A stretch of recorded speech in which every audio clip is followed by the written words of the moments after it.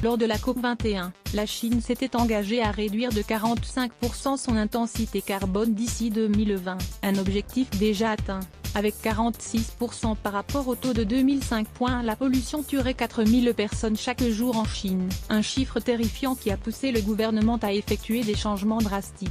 Les autorités chinoises ont procédé à la fermeture des usines polluantes situées trop près des villes, à l'interdiction du chauffage au charbon dans 28 villes du nord du pays et au développement des énergies renouvelables. Nous allons consacrer plus d'énergie et prendre davantage de mesures concrètes pour accélérer la transition écologique. La production et les modes de vie verts et prendra bras le corps les problèmes environnementaux. Xi Jinping, président de la République populaire de Chine. La Chine veut en effet favoriser la transition des énergies fossiles aux énergies renouvelables. Elle est notamment devenue le premier producteur d'énergie solaire au monde. Le pays a également instauré une taxe anti-pollution. Désormais, entreprises et institutions doivent payer pour leurs émissions polluantes dans l'air, l'eau et les sols.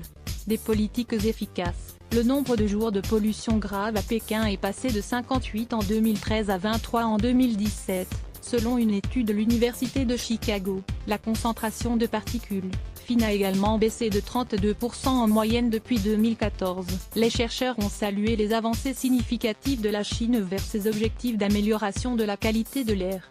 Si la Chine fait figure de bon élève, le Canada vient au contraire d'avouer son échec en déclarant que les objectifs fixés ne seraient pas atteints. En 2005, le pays avait annoncé une baisse des émissions de carbone de 17% à l'horizon 2020, mais la réduction ne devrait être pas dépasser les 2%. À lire aussi sur